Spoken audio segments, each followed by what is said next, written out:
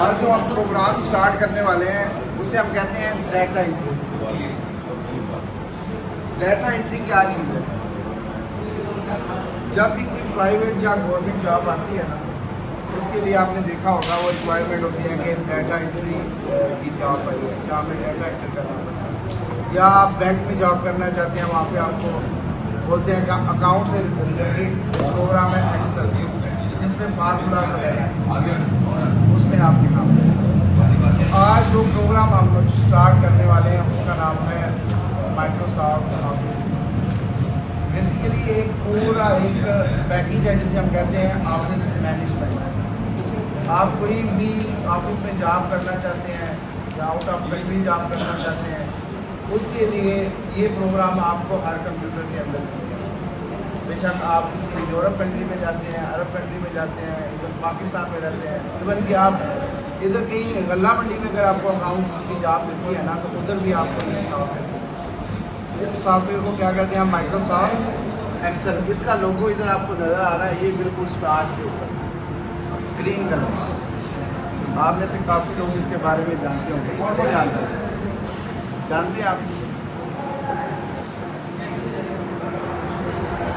Microsoft Excel?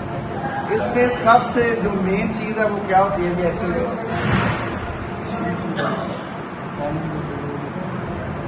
वो तो इसकी शीट हुई ना। मेन इसमें चीज़ है वो इसकी फार्मूला है, जिसकी मदद से आप डिजिटल इनवॉइसेस बना सकते हैं, जिसकी मदद से आप सैलरी शीट्स बना सकते हैं, जिसकी मदद से आप बहुत से प्रोग्राम जो है वो बना सकते हैं। वो है फार्मूला। तो इसको हम स्टार्ट करेंगे बिल्कुल बेसिक से लेकर, ताकि जो अननोन पर्सन है उसको भी पता चल जाए, जिसको मालूम है उसका भी नहीं।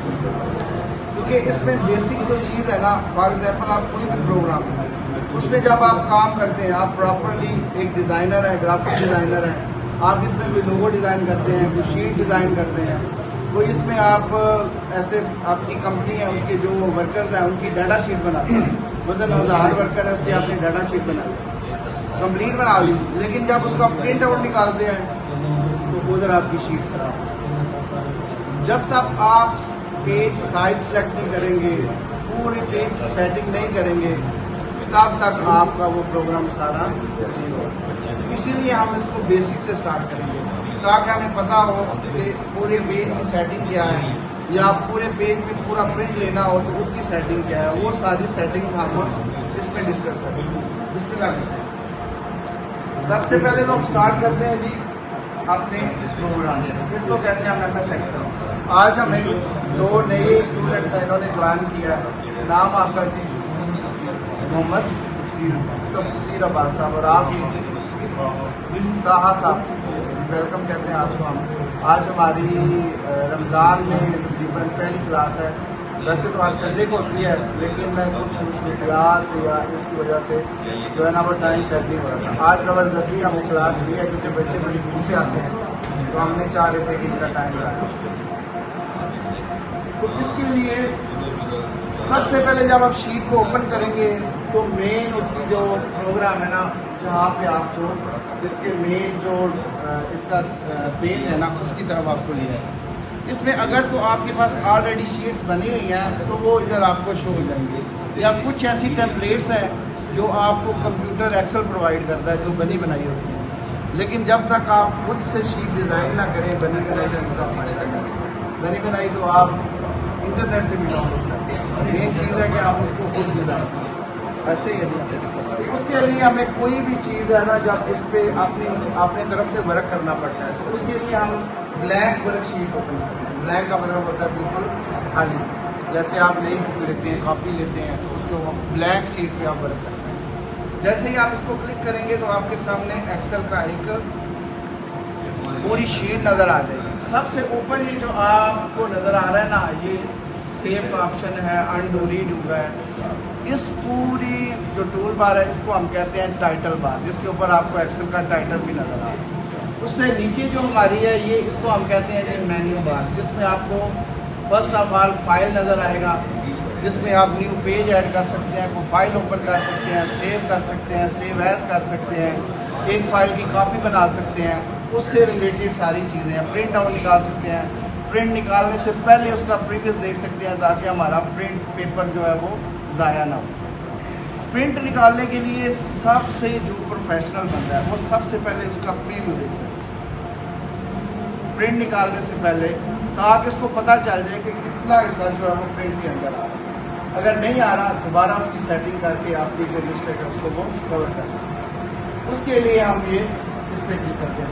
दूसरी जो इसमें हमारे पास है होम, उनको वन बाय वन हम डिस्कस करेंगे। होम में ज़्यादातर आपको फॉन्ट से रिलेटेड सेटिंग्स आती हैं, फॉन्ट स्टाइल चेंज करना जिसको आप टेक्स्ट स्टाइल कहते हैं, उसके बाद कलर, उसके बाद हाईलाइट, उसके बाद इसके अंदर आपको अलाइनमेंट सेंटर में, ये वो सारी सेटिंग जो है वो सारी होम के अंदर होती है। बाकी सारे इसमें फार्मूलाज भी हैं। उसके बाद इसके नीचे आपको जैसे जैसे आप मेन्यू सेलेक्ट करते जाएंगे नीचे सेटिंग्स चेंज होता जाएगा, क्योंकि उन्होंने ये अलग अलग डिपार्टमेंट पार्टीशंस बनाई हुई हैं। होम के अंदर ये चीज़ें हैं, सेट के अंदर ये चीज़ें हैं, वो सारी चीज़ें आपको अपनी यूज़ के हिसाब से पता होना चाहिए किस किस मेन्यू के अंदर मौजूद है। वो जैसे जैसे हम यूज़ करेंगे वो हमारे सामने आते हैं। उसके बाद हमारे पास बिल्कुल इसके नीचे ये एक बॉक्स नज़र आ रहा है, इसको हम बोलते हैं नेम बॉक्स। एक्सेल में सबसे इम्पोर्टेंट ये नेम बॉक्स है। आपने जब भी कोई सेल सेलेक्ट करना, ये जो पेज है ना इसमें छोटे छोटे डिब्बे नज़र आ रहे हैं, इनको हम एक्सेल में बोलते हैं सेल। कॉलम और रो की मदद से एक सेल जो है वो बनता है। यहाँ पे आपको जो टॉप से बॉटम की तरफ लाइन नज़र आ रही है ना, ऊपर से नीचे की तरफ, इसको हम बोलते हैं कॉलम। और जो राइट से लेफ्ट साइड पे आ रही है उसको हम बोलते हैं रो। कॉलम और रो की मदद से एक सेल जनरेट होता है। अभी आप देखिएगा, अगर मैं किसी भी बॉक्स पे क्लिक करूंगा तो नेम बॉक्स में वो चेंज हो जाएगा। देखिएगा जैसे मैं इधर सेंटर में क्लिक करता हूँ उधर लिखने आ गया क्या I11, या अगर मैं क्लिक करता हूँ इधर तो आ गया है D11। D11 का क्या मीन है? D11 का मीन है जो D है वो इसका कॉलम है और 11 इसकी रो है।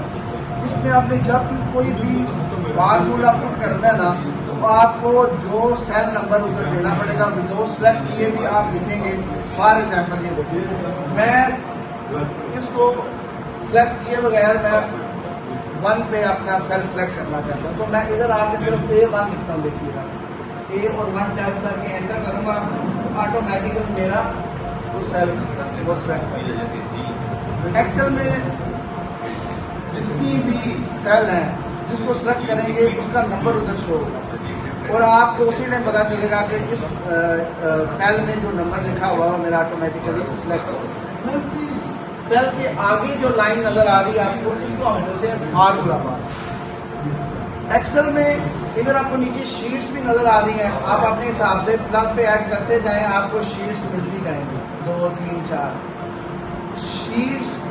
एक पेज के अंदर अगर आप 10 शीटें ऐड कर लेते हैं ना, उन सब की फार्मूला बार एक ही होगा। ये चीज आपने समझे कि एक्सेल में एक मेन टिप है कि जितनी भी हमारे पास शीट्स हैं उनकी फार्मूला बार एक है। मसलन आप पहली शीट पे 5 लिखते हैं, दूसरी शीट पे 5 लिखते हैं और तीसरी शीट पे उसका आंसर जाता है, तो आप तीसरी शीट पे फार्मूला लिखेंगे ना, वो ऑटोमेटिकली दोनों शीट्स के जो सेल्स हैं उनको सिलेक्ट कर देगा। मीन कि उनकी फार्मूला बार चेंज नहीं होगी। वो जैसे हम इस पर वर्क करेंगे, हाइपरलिंक यूज करेंगे, शीट्स को ऐड करेंगे, वो साथ साथ आपको समझ आती है।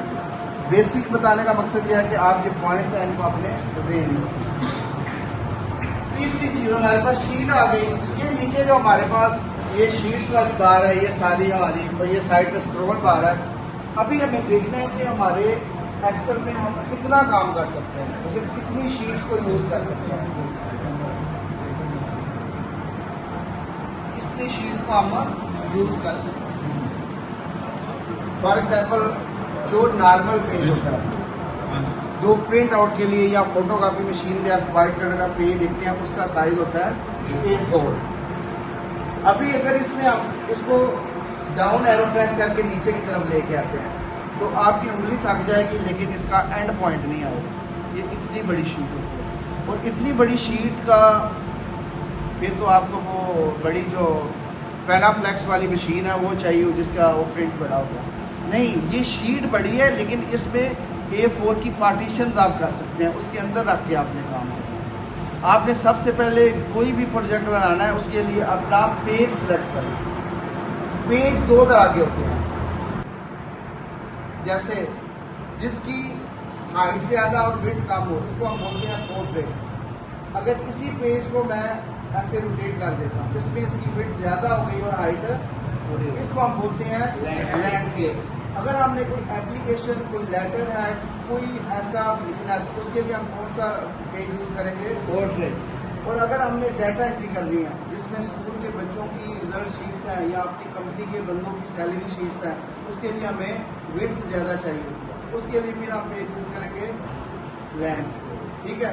अगर आप प्रोजेक्ट बना लेते हैं इसके ऊपर और प्रिंट निकालने के लिए आपका प्रिंट पूरा नहीं आता और दोबारा इस पे चेंज करेंगे, तो आपको प्रोजेक्ट शुरू से बनाना पड़ेगा, वो आपकी जितनी मेहनत है वो ज़ाया हो जाएगी। इसलिए शीट पेज को सिलेक्ट करना सबसे ज़्यादा जरूरी है।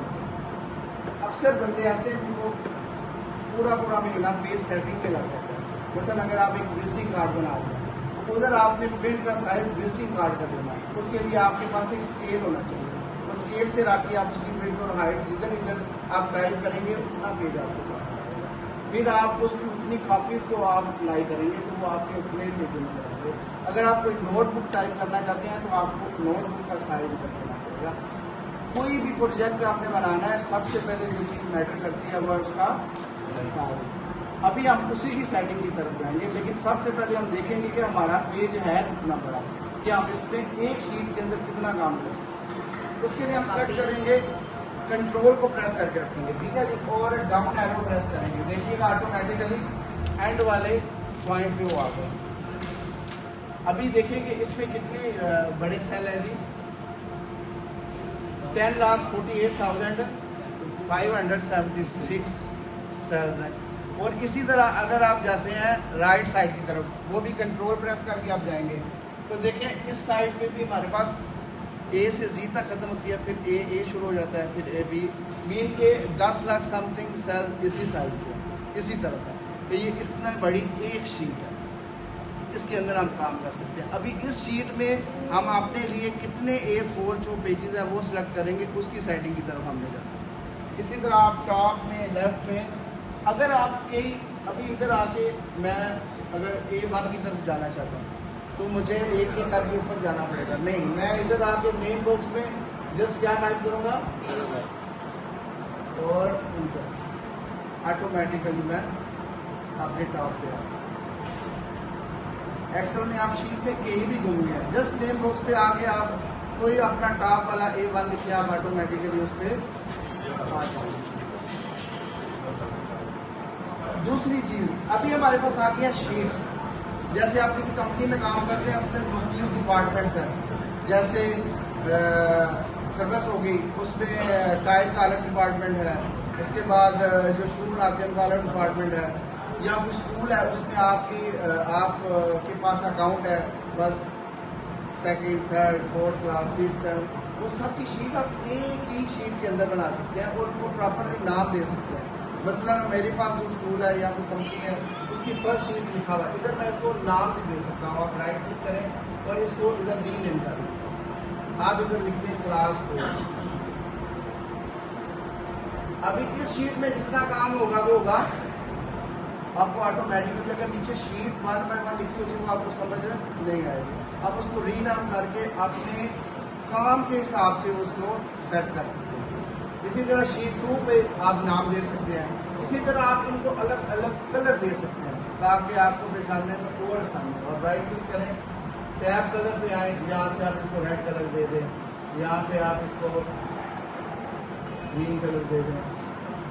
आप अलग अलग कलर दे के भी इसकी अपनी आसानी कर सकते हैं। और जो शीट आपको पसंद नहीं उसको आप रिमूव भी कर सकते हैं। सेम वैसे ही राइट क्लिक करके आप डिलीट का बटन प्रेस करेंगे और अभी आ जाएंगे हम मेन जो मैंने पेज की तरफ बोला है, पेज की सेटिंग। उसकी सबसे पहले जो हमारी सेटिंग है वो है हमारी व्यू। सबसे पहले आपने अपने डेस्कटॉप के हिसाब से अपनी शीट को अपने सामने रखना है ताकि ना जूम ज़्यादा और ना जूम कम हो, आपको प्रॉपरली नज़र आना चाहिए। उसके लिए आपने क्या करना है, हमारे पास इधर देखें